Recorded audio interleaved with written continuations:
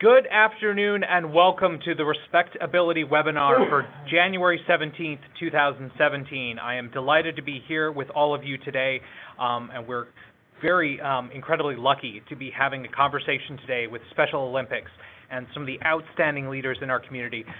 They're going to be talking about their work specifically relating to police training, people with disabilities, and many of the issues that have been dealt with in Maryland. I am joined today by Timothy Shriver, who's the chairman of Special Olympics, as well as Patti Saylor, who is a self-advocate and the mother of young Ethan Saylor, who lost his life as a result of some gaps in police training. And the two of them have been a powerhouse team on behalf of people with intellectual and developmental disabilities, leveraging their experience, their knowledge, and their passion to empower police to better understand how to serve safely people with disabilities. I'm reminded when I think about Special Olympics of the Navy tagline that they're a global force for good, and that's very much the case with Special Olympics. And actually, we're short a speaker today because of those global commitments.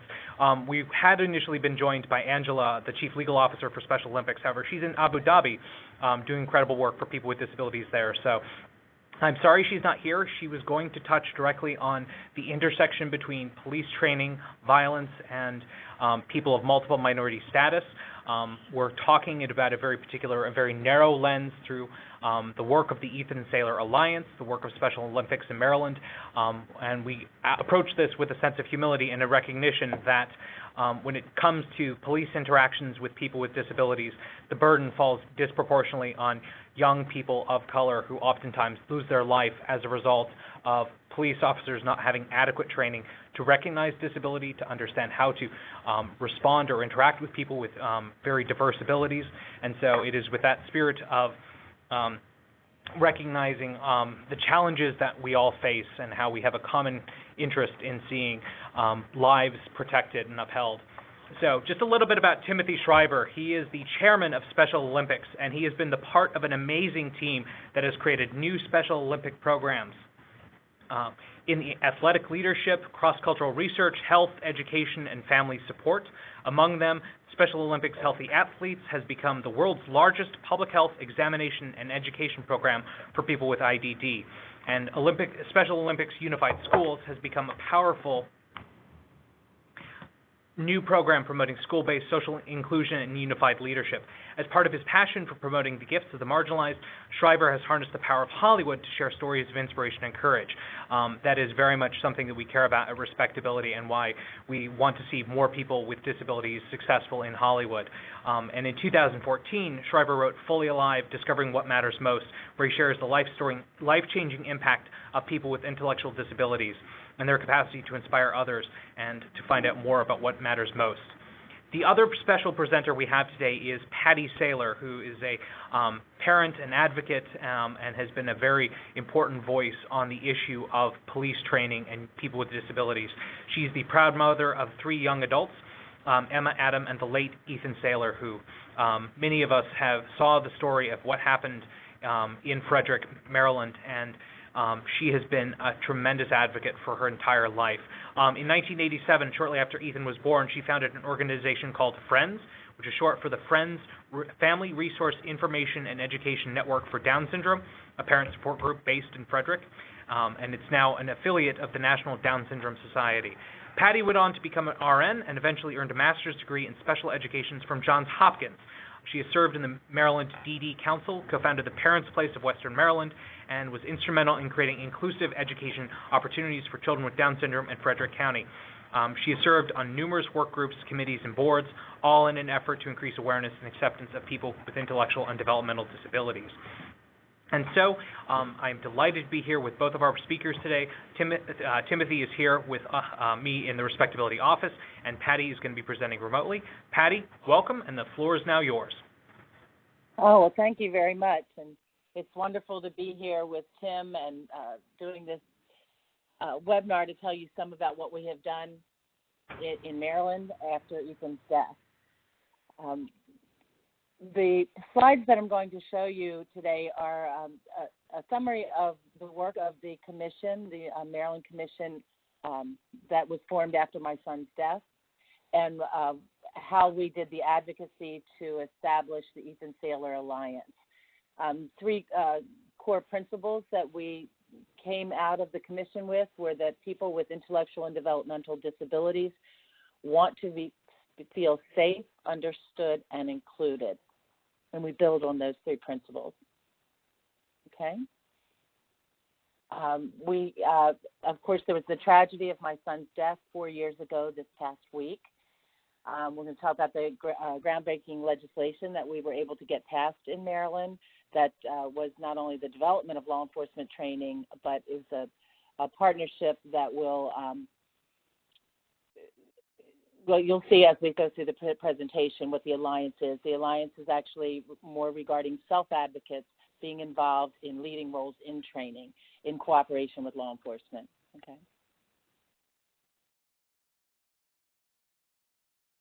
There's a picture of my son. He died when he was watching a movie in the movie theater in Frederick, Maryland, and simply wanted to watch the movie again.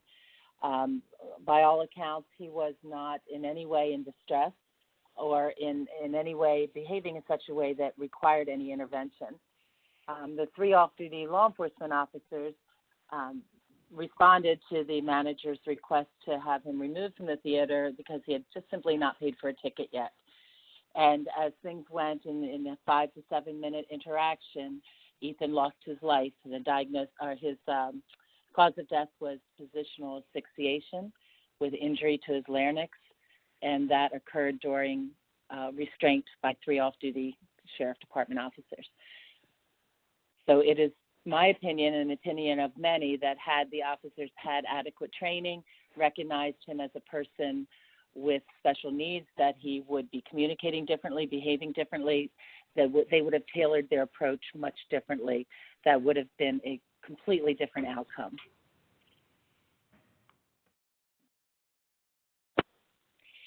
The advocacy started really on a very grassroots level immediately following Ethan's death. Advocates and friends and people who knew Ethan formed an Ethan's Law work group immediately to say, what are we going to do about the restraint issue that often leads to the death of someone with a disability, or can often lead to death. We forged many partnerships throughout the state of Maryland and in the district. The outcome of the Ethan's Law work group were three non-negotiable principles that we felt needed to go forward. Now, recognizing this is a group of individuals that are not paid to be involved in this, they're not representing their agencies, they came together on truly the most grassroots level, and it included people with disabilities, without disabilities, family members, and such. So those non-negotiable principles included that whatever training was put forth would be mandatory, we felt that we knew that officers need this, people as first responders and law enforcement officers need the training, even if they don't yet understand that they need it, so that it would be mandatory. We felt committed that any training should be cross-disability to the most broad that we could, and that self-advocates, meaning those with disabilities, would have meaningful roles in the training and not simply be talked about. Through a somewhat coordinated and somewhat grassroots media campaign, we got the word out. And that really is, again, grassroots efforts. The moms and dads across the country and outside the country and disability advocates throughout the country were calling for change and calling for some kind of response, because this was an avoidable death, a tragedy, a young man's life cut short. And, of course, we all recognize it as a tragedy for the three law enforcement officers as well. But, Ethan lost his life in this. So there was a strong social media campaign, again, grassroots, not directed by any agency, and no money behind this, just really the voices of the people. My daughter started a change.org petition in the summer of 2013, and had almost 400,000 signatures calling for the governor of Maryland to do something. And at that point in time, it was certainly a campaign season. There were legislators that got involved, all calling the governor of Maryland to do something about looking into why this happened and how were we going to make sure that another Marylander with disabilities was not killed in the same way.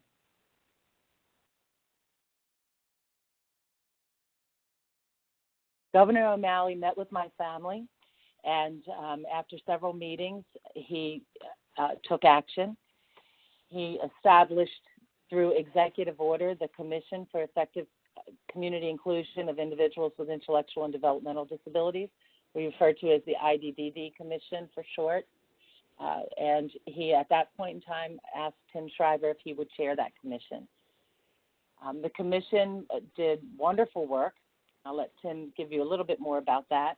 But people came together in a collaborative spirit that I have not seen in my professional career to make recommendations to what could go forward, whether it be legislative, whether it be regulatory action, what would be the recommendations coming out of this commission that this would not happen again. Law enforcement would be one community entity that would receive training and involving self-advocates as principal trainers.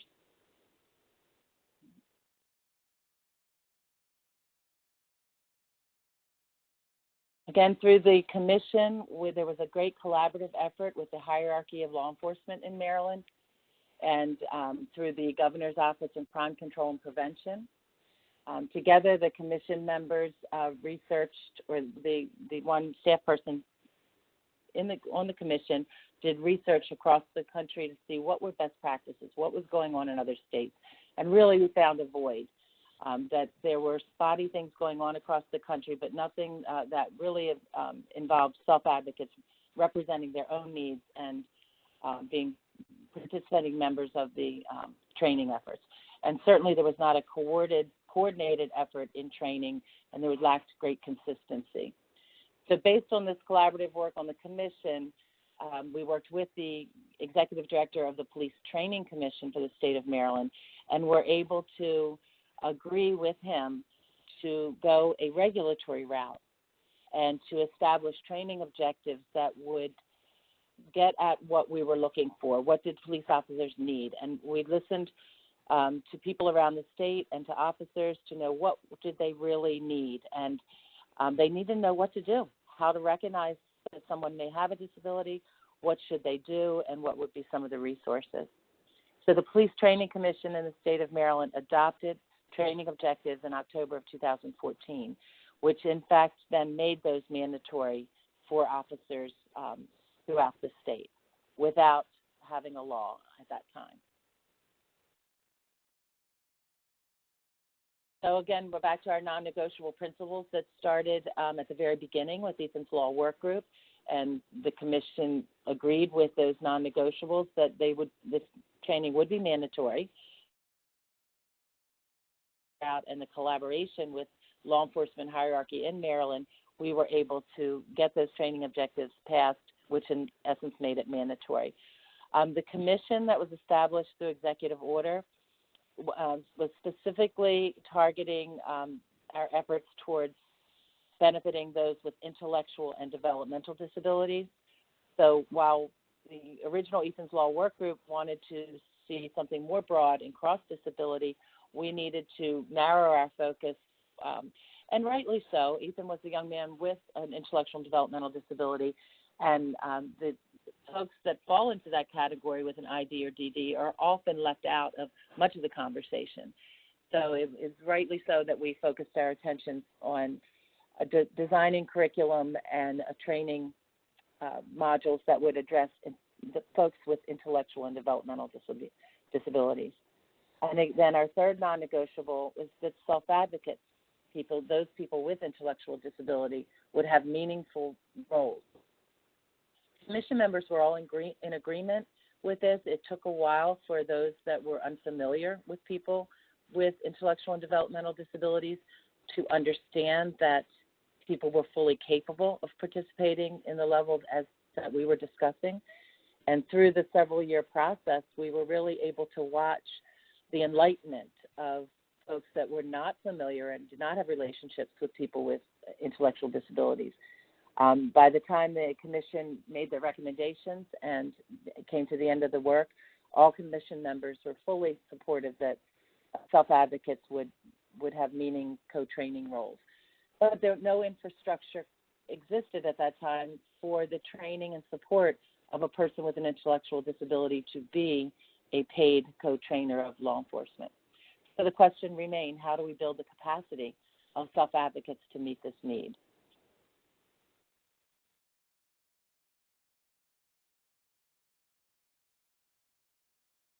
So the members of the commission and advocates across the state of Maryland, self-advocates, family members, interested parties, we were able to design legislation and approach the Maryland legislature with a landmark bill that really established something that does not exist in any other state. And the entity is called the Ethan Saylor Alliance for Self-Advocates as Educators. What's so profound about this is that this is an entity in our state government. We're also a state that has a Department of Disability, a cabinet-level Department of Disability, and the Ethan Saylor Alliance for Self-Advocates is now a part of that state government department. The mission of the Ethan Saylor Alliance is to prepare, support, and compensate self-advocates to play a central role in educating persons about appropriate and effective interactions with individuals with intellectual and developmental disabilities. Now, the first group of folks that the Alliance is focused on is providing training to law enforcement. But the hope certainly is that in the future that they will be able to offer training to a multitude of community providers, business people, people in public service, and the like. So this would be a source of training, income, and empowerment for people with intellectual and developmental disabilities. This bill passed with overwhelming bipartisan support, despite the difficult political climate that we were in Maryland during that session. The Alliance was established, and it is currently underway. The Alliance was to be led by the Maryland Department of Disabilities, guided by a steering committee that was appointed by the Secretary of the Maryland Department of Disabilities, continue to build on the work of the commission, and to connect police academy trainers with self-advocate educators. And there's another picture of my son.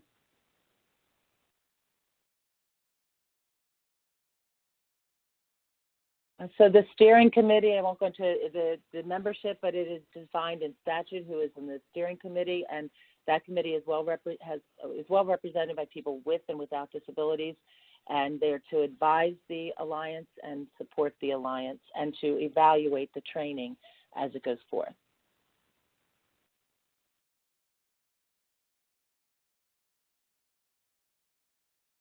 Steering committee duties, again, the steering committee is just what that says. We're just to oversee the activities of the Alliance and to evaluate the trainings that they're participating in. The steering committee developed an RFP, and the RFP went out to entities in Maryland that wish to respond to actually run the Alliance, to recruit and train and support the self-advocates, to coordinate with law enforcement training agencies. So the folks that are responded is a collaboration of three of the powerful advocacy agencies in Maryland: the Maryland Center for Developmental Disabilities, which is located in the Kennedy Krieger Institute. They are partnering with People on the Go, who is Maryland's leading self-advocacy organization, and Pathfinders for Autism, who have been doing law enforcement training for some time on the narrow focus of autism. And one that is not listed there is the Arc of Maryland. So 4 partners went together to actually respond, and they are currently designing and implementing the Alliance itself. They put out the Alliance Cooperative put out a call for self-advocates who are interested in this work, and they received 53 applications from people with a variety of intellectual and developmental disabilities from around the state, and they have hired 15 trainers, and they are currently just about to spend 3 days of training for those self-advocates to learn the curriculum and learn how to best train in cooperation or in collaboration with a police trainer. By the end of June this year, we expect that each of the self-advocates have delivered 2 trainings, both entry-level, which would be academy trainings, and in-service law enforcement trainings. So that's where we are right now in January of 2017.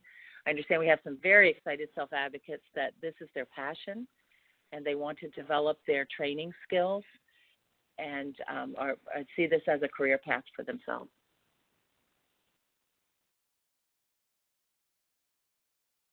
We do look forward to going back to the legislature. We'll be able to tell them the successes and where we need to change some things with the Alliance after they have done some work. And we do expect that we're going to be expanding on the number of self-advocates and the scope of who and on what they will be training about. And there's links there for more information on the Ethan Saylor Alliance. We draw off the work of the ARC, of the National Center on Criminal Justice and Disability. They have wonderful papers, white papers, and curriculum materials. The 4 partners of the Alliance are also listed there. And thank you. Thank you so much, Patti. This is Philip from RespectAbility again, and I have to say thank you for your leadership, thank you for your passion, thank you for taking some very difficult personal circumstances and really leveraging them into some very powerful advocacy work. Part of why I'm so pleased to have Timothy and Patti here today is so often we see the news headline that some person with a disability has been died as a result of an interaction with the police, and that's the end of the story. People say, oh, it's tragic, this is a great loss of life. Very rarely does that loss of life result in systematic change from the grassroots, from self-advocates. And so I hope in a couple of months' time we'll be able to circle back with you, Patti, and get some of those self-advocates together to talk about their experiences. But enough of me. I'm turning the floor over now to Timothy Shriver, so please take it away, and he'll talk about the work of the Commission.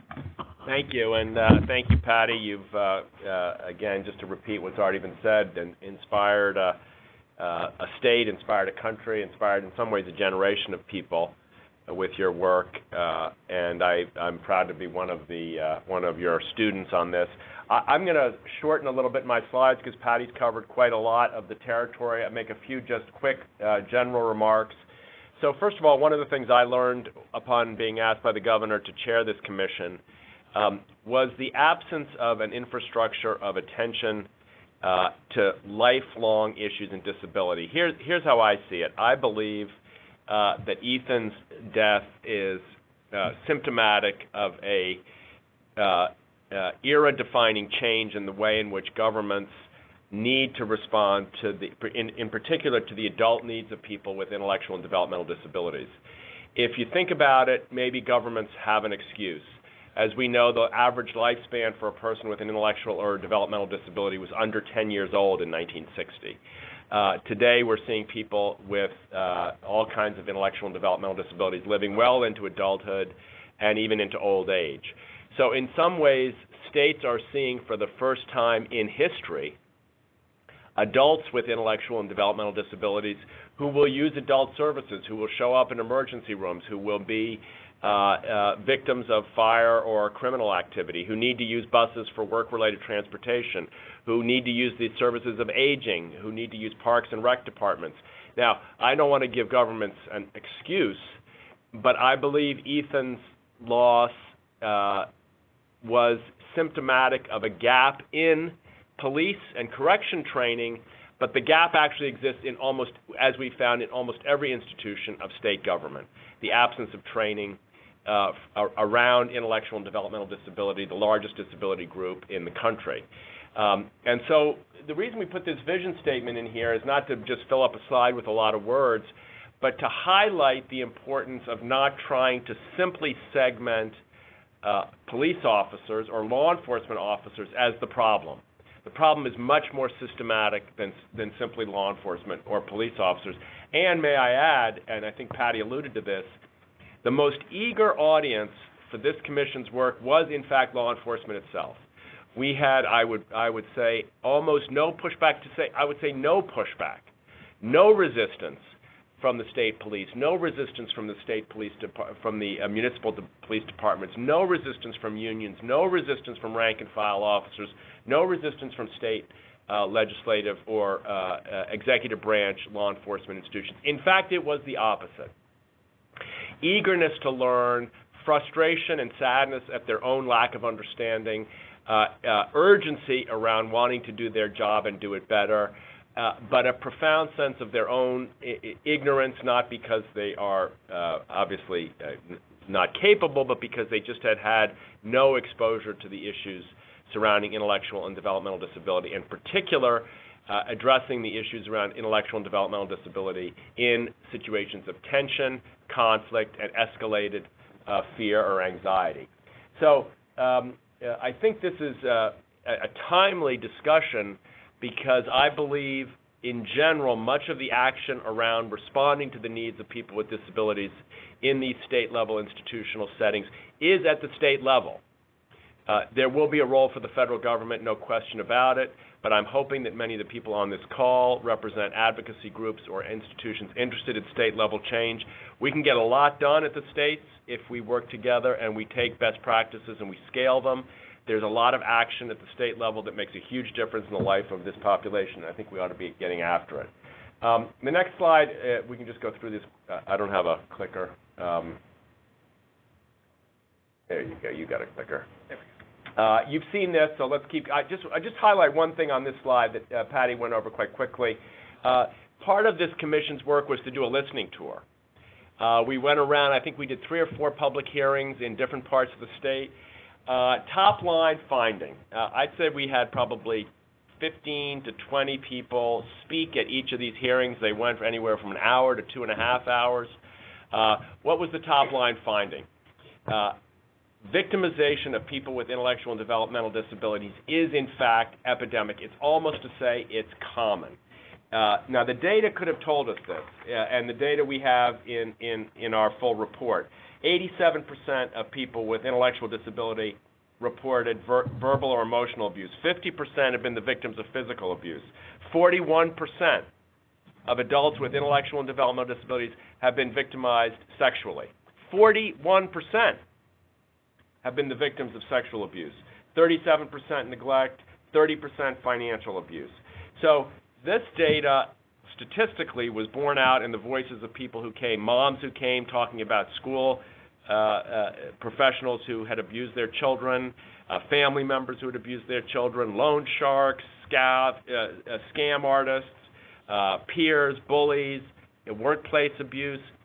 So while we're not headline making, sadly, when I say we, people with intellectual and developmental disabilities and those who love and care for and with them about the future of the country, we sadly are not headline making, but the statistics suggest an absolute epidemic of abuse of people with intellectual and developmental challenges being abused, being the victims of crime. Next slide.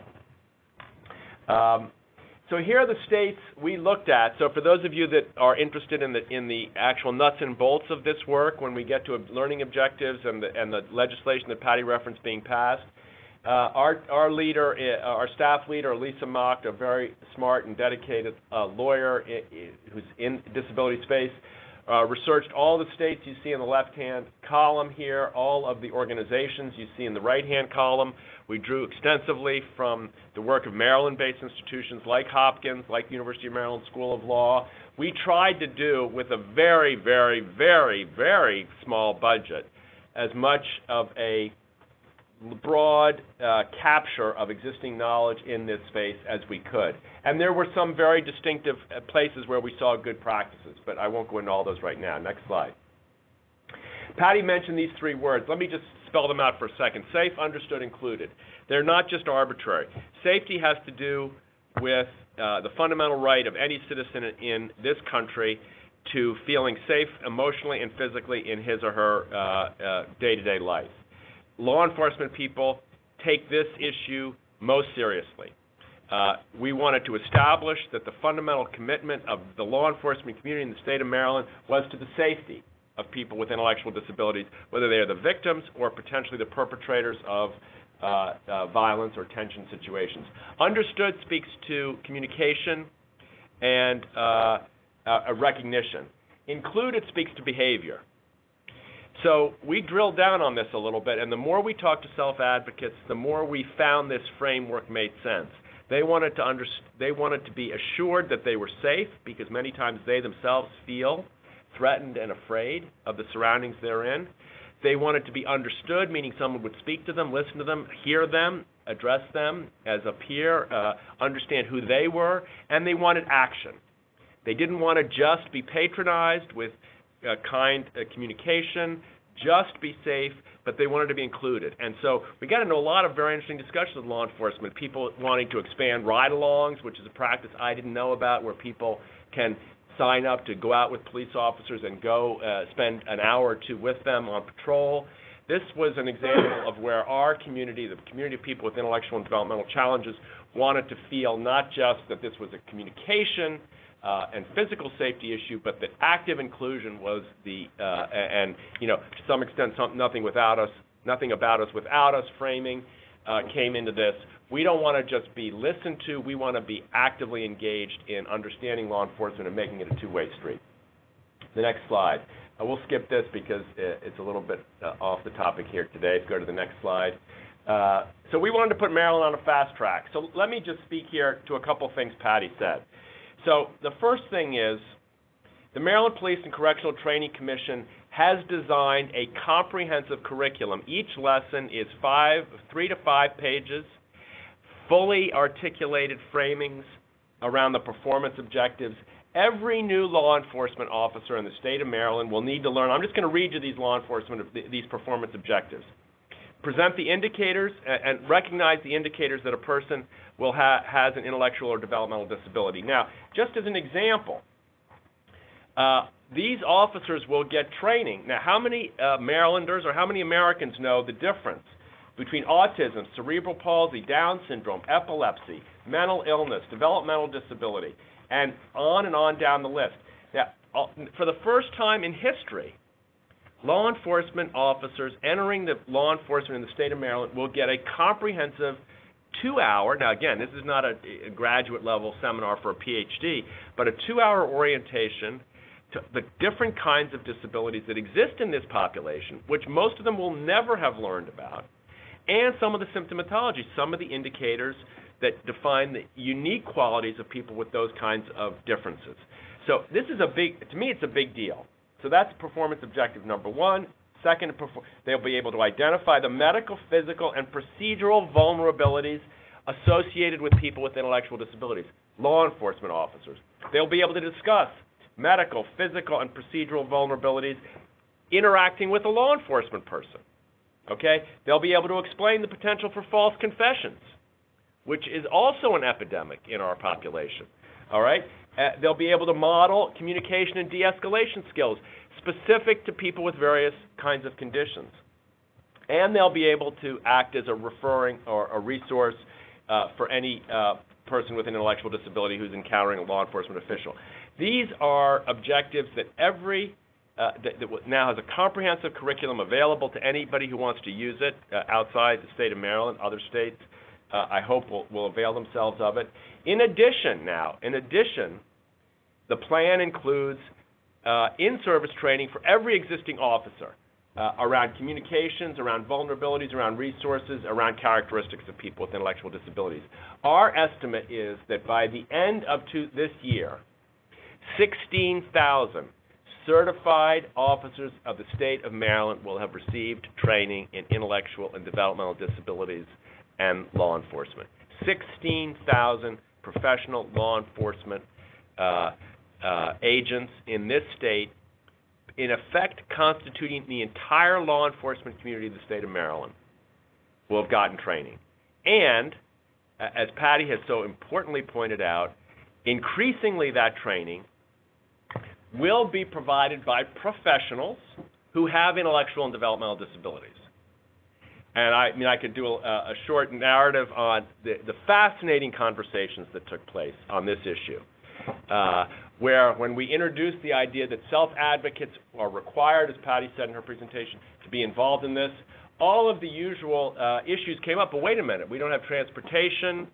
We don't have any funding for this. We don't know where to find these people. So the obvious question is, you don't have any funding. So if you invite a doctor to come do training, do you have funding? Yes, we do pay the doctor. If you invite a lawyer to come in and present specialized training, do you have funding? Oh, yes. Well, why wouldn't you fund a person with Down syndrome who's coming in to do specialized training on how to care for, treat, respond to the needs of well, it's not in the budget, We don't have that. We don't have the transportation to get. So, we boiled the whole ocean on this. Maybe it would have cost to just go at it 100% right out of the gate, try to make it comprehensive right at the beginning. Probably, I think, Patti, you may remember, about $200,000. Well, you would have thought we'd ask for $200 billion. $200,000, nobody has that kind of money to affect this kind of change. So while we have great success in passing the legislation, unprecedented and frankly shocking to all of us on the commission that the legislation was passed, and quite surprising that the alliance was established, and quite shocked that the framework around the requirement for self-advocates as trainers was accepted, the funding isn't there. The funding wasn't there.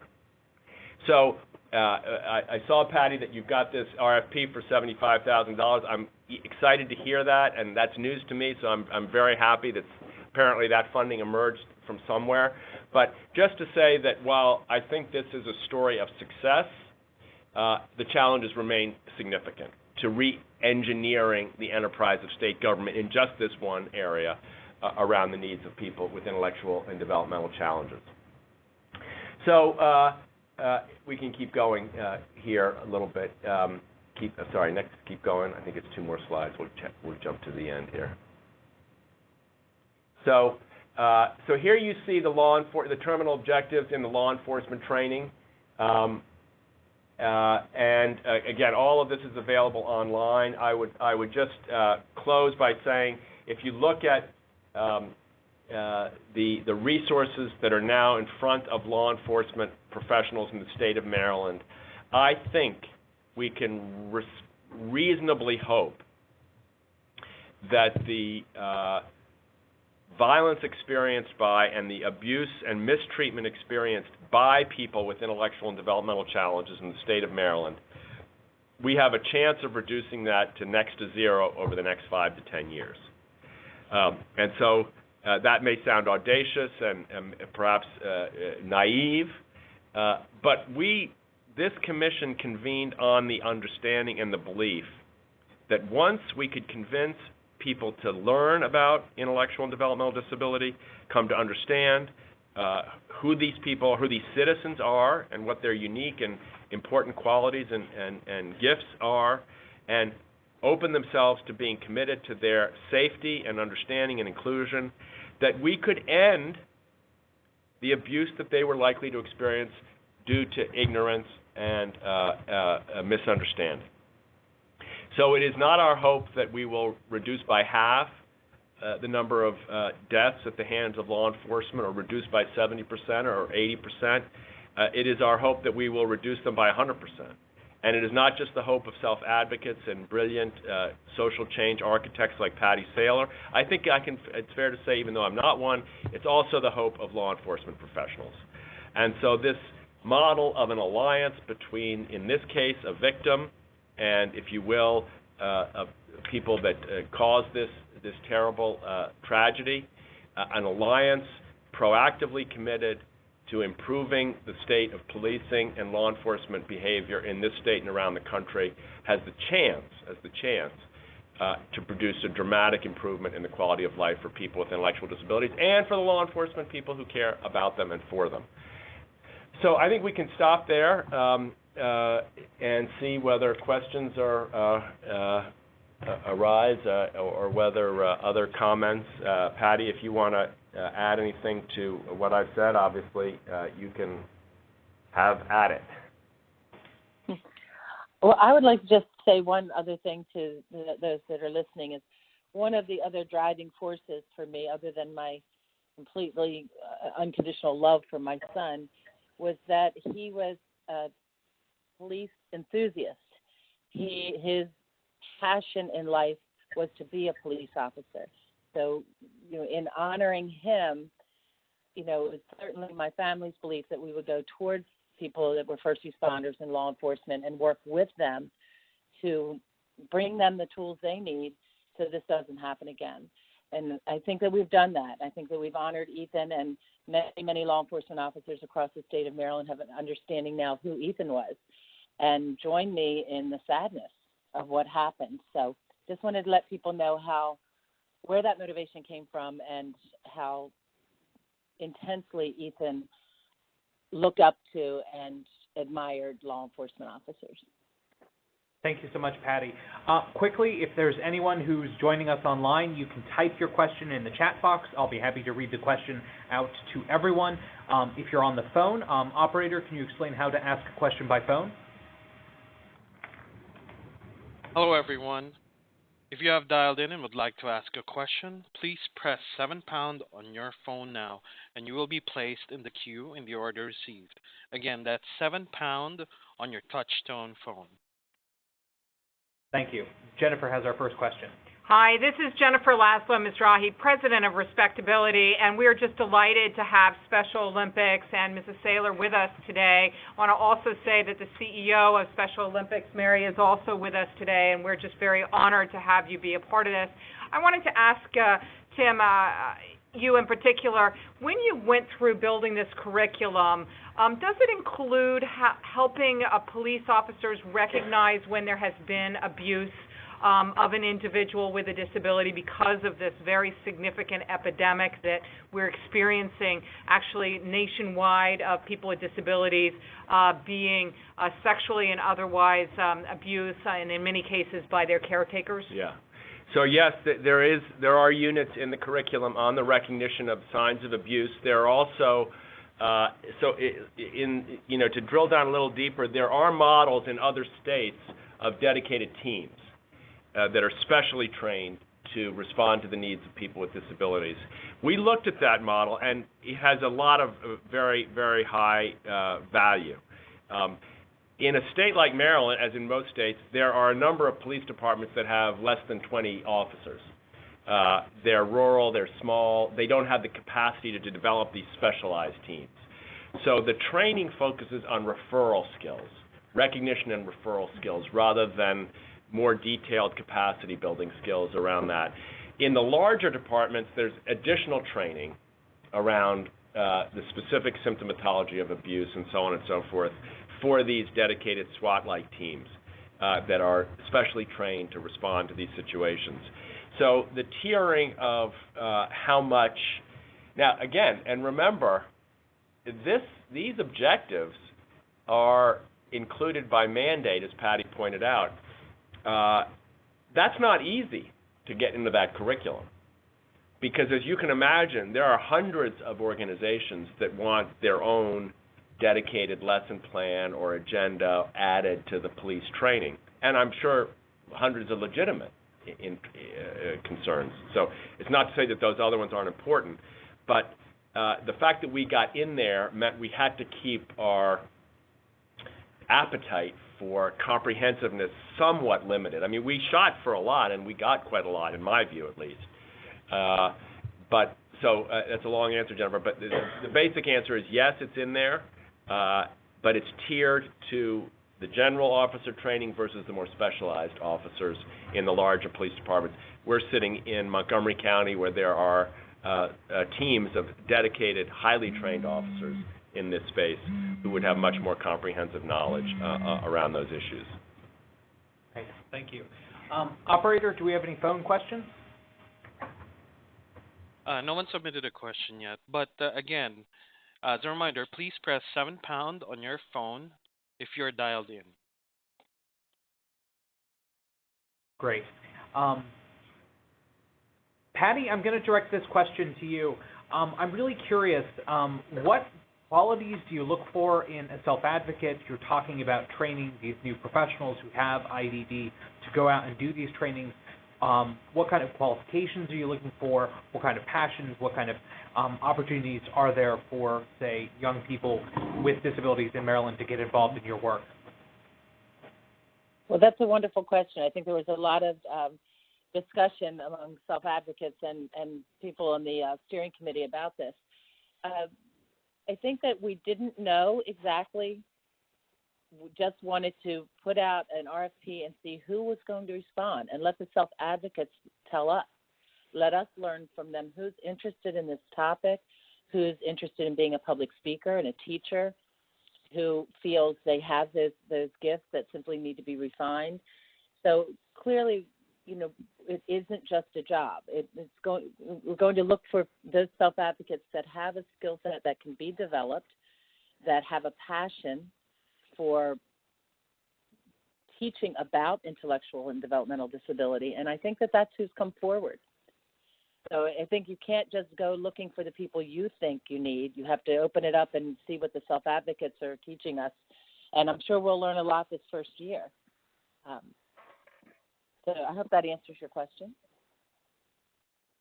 Very much so. Thank you.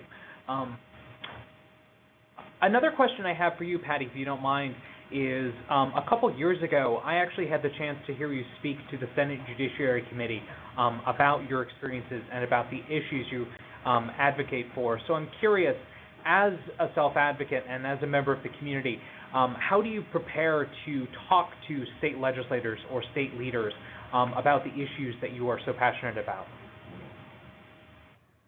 Well, thank you for the question. I think for me, and my role here is to represent Ethan and to tell his story and to, touch people's hearts. I mean, this is a tragedy. So, I think that telling his story, telling what happened without, being overly accusatory or blaming, but just try to illustrate to people what were the convergence of events that ended in his death, and what are we going to do about it? I was fortunate to speak to Senator Durbin's the committee. They were interested in criminal justice issues that people with mental illness were facing, and also people with intellectual and developmental disabilities, in an effort to understand what the federal government could do to support the efforts across the country in training and bringing these two communities together, law enforcement and the disability community. So I think in people telling their real stories, like Tim alluded to, there's so much abuse and people are so victimized that, we need to give them a voice to tell people what they've experienced in life. And above all, we need to believe them. So many times a person with an intellectual and developmental disability tells someone and no one believes them. So I think that's what we do. We tell people stories and we have them tell their stories to legislators and people that can actually make change. I think the other, just to add, this is Tim, just to add to your point, Patti, about the stories. I think, I'm glad Jennifer commented that Mary Davis, the chief executive of Special Olympics International, is here. One of the efforts that we're trying to support is a massive expansion of what we call unified sport, inclusive sport in schools. So kids are growing up not just playing boys basketball and girls basketball or men's basketball and women's basketball, but also unified basketball or unified football or unified bocce or unified track and field. Why is that important in this context? Because encounter in an ability-based setting that is free from stigma and focused on team building lays the groundwork for authentic relationship, we believe, and we believe we have quite a lot of evidence to support that. And so schools, while inclusions, most people would say, well, of course, American schools are inclusive for the most part, and, we've made a lot of progress on that. We have made progress. But social exclusion and isolation remains also epidemic, particularly when you get through middle school and into high school. And so this is where sport in educational settings can continue to help stories emerge that allow people with and without all kinds of differences. The whole neurodiversity worldview allows that neurodiversity worldview not to be a word but an experience, where if you're 7 or 8 years old and you're playing basketball with a peer with autism or Down syndrome or Williams syndrome, or where you're 12 and 14 years old and you're running track with a peer with an intellectual or developmental challenge, or if 16 or 18 and getting a varsity letter because you played on a Special Olympics unified sports team in your school, that competed against other schools in Special Olympics Unified Sports. This is a model we believe, even though it's not expensive, not particularly complicated to implement, can have massive impact on building the kinds of relationships and storytelling that makes the next generation likely to grow up as an inclusive generation rather than a generation whose attitudes we have to change, instead a generation whose attitudes we can help shape in a positive way. And we're seeing this, frankly, not just in the United States, but in countries around the world, widespread adoption of this model in the UK and Italy and China, several African countries, Latin American countries, Panama, others. So we have a lot of hope that the kind of retraining almost that we're discussing today might someday be a thing of the past, and that instead we will have a proactive developmental experience for all young people growing up where disability of all kinds will be seen as the common expectation of both academic and social and recreational and other kinds of experiences. Wonderful. Operator, any phone questions? Hi, Philip. We don't have a question over the phones right now. Okay. I'm really curious, Timothy and Patti, about the positive response you've received from law enforcement, and kind of walk us through some of the challenges or concerns that the law enforcement community raised as you are working with them to develop this curriculum and to put in these learning objectives and to implement this work. I'll just do a short answer, and then Patti, you can add to it. I would say two things. I'd say I think the primary concern of law enforcement was, at least in my experience, was that they not be labeled as the bad folks, but rather be seen as people who have challenges and want to learn. I think and of course we're at a moment in the country's history where there's a lot of tension around whether or not, you side with or against law enforcement, and people can perceive this field to be aligned with other very complicated, nationally complicated race, poverty issues that are cause a huge amount of tension in this community. And while not skirting any of that tension, I think we felt there was an opening in this particular way if we went at it proactively from the ground floor up to build a coalition of committed to change. Now, I don't want to, again, overstate the success here. Jennifer was saying earlier, you need the steam engine phenomenon where you don't just boil a kettle of tea, but you get the water to a certain temperature where it starts to move a giant wheel. We don't have a national movement here.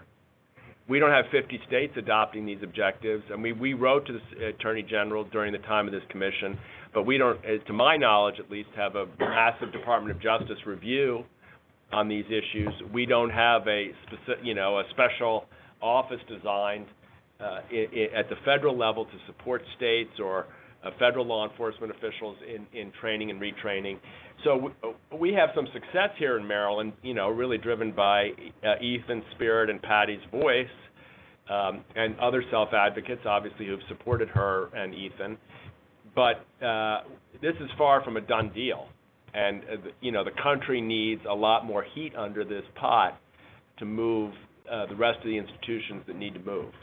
So I'm going to jump in and ask a question to that, because our organization, RespectAbility, we put out press releases, when an individual is killed by police. And predominantly these are individuals of color, and it keeps happening over and over and over again.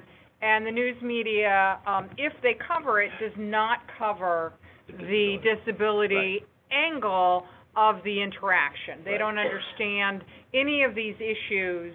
And I think that we've seen that people want to put it in a racial context alone, when race is certainly a very big part of it, but the disability issue is equally a very big part of it, and it's the part that you can solve through some pretty direct training. So what would your advice be to the people who are on the phone who have, we have 85 people on this webinar who are in states all across the country to make this a national priority for the first time? First advice would be to invite Patti to come to your state and knock on the door of your governor and your Attorney General and head of your House of Representatives and Senate and so on. And I don't mean that just tongue in cheek. I think every change in the disability field that I'm aware of has come from grassroots advocacy as the engine. I mean, it's almost never been a top-down. You could say the ADA or IDEA or 94-142. Yes, those were legislative actions that had sweeping impacts, but most of the energy to create them came from the bottom up. So I think, unfortunately, it's the old-fashioned hard work issue, and I think I'm okay also in saying that a lot of these values are in play right now in the country. There is some pushback on IDEA-related issues, just as an example, pushback on the funding for services for children with special needs in schools. So this is not, there's no cakewalk here. And politically, Special Olympics is a non-political organization, so I say this more as the chair of a governor's commission rather than the chair of Special Olympics. But I think politically, people who are committed to and concerned about the rights, the safety, the inclusion of people with intellectual and developmental disabilities have to really amp up their games in state capitals. I think the good news here is that this is a concrete, not terribly expensive, and doable shift. And sometimes getting something concrete and doable and not terribly expensive in the door allows for the creation of, like Patti's now got the Alliance. It's a standing part of the Department of Disabilities. It acts as an ongoing advocacy entity within the state government. But getting to that requires a heck of a lot of raising your voices and change.org petitions and knocking on doors and telling your story. And you'd be surprised. I mean, the good news is, again, I think we were surprised, maybe not surprised, but happy that how many legislators in the state of Maryland had experience, knew someone with an intellectual development, had been to a Special Olympics event or been involved in Best Buddies or with the ARC or with the National Down Syndrome Organization and so on. So they were open to it once they got it and once they were shown something they could actually do. But we got to knock on those doors and push hard. So are you going to, for example, take one of these training sessions and tape them and put them online along with your curriculum and toolkit, so if there's somebody in a state who hasn't put up the money and hasn't gone through the process, that people can sort of self-educate themselves and then go out and take it from there? Right. Patty, I'll leave that one to you. Great. Yes, the curriculum and the associated videos that were done, as part of the curriculum, we taped videos that were scenario-based that had people with intellectual and developmental disabilities acting in those parts in their interactions with law enforcement. Those are all online with the Department of Disability under the Ethan Saylor Alliance. So there is material available that other people can use. They can just go to the website and use whatever they like. And we will certainly be working on a toolkit on how people could develop an alliance in their state and how to, attract self-advocates and train self-advocates to do that piece. But the actual curriculum is available with video-based scenarios if self-advocates are not available. We are adamantly opposed to any scenarios being acted out with non-disabled people.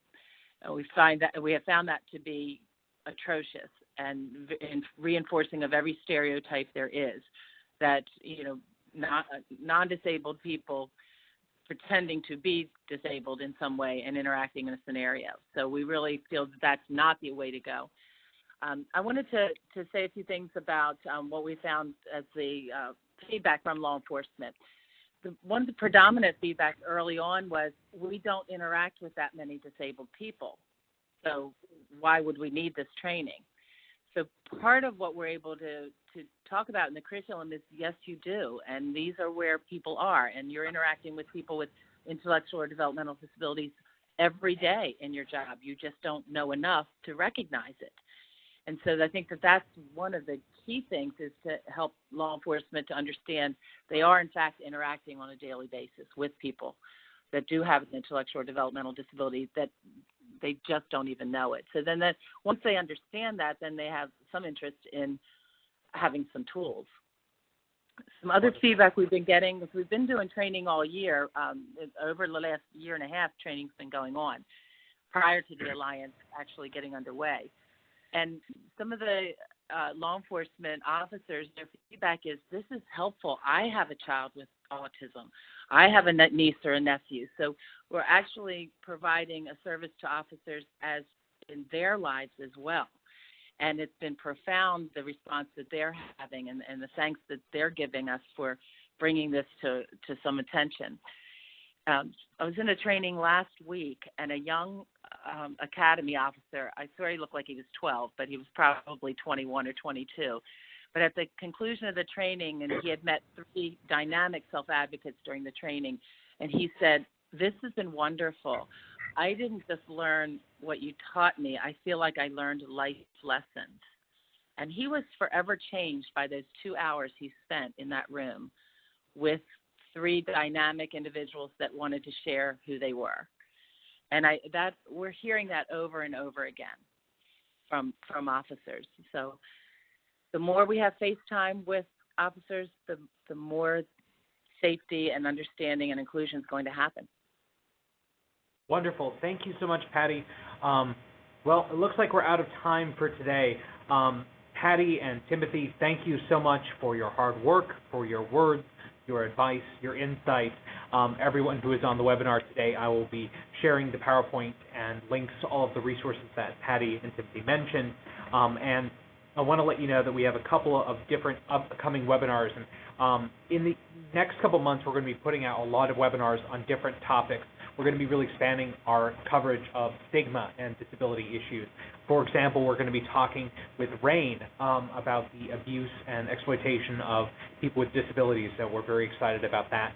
I just today locked in a confirmation with former State Representative Jacqueline Sly of South Dakota, who's going to be talking in detail about how to develop a task force to bring together service providers, community advocates, and state government to really accomplish an objective and share some of the great insights from that state. We're going to be talking about entrepreneurship, self-employment.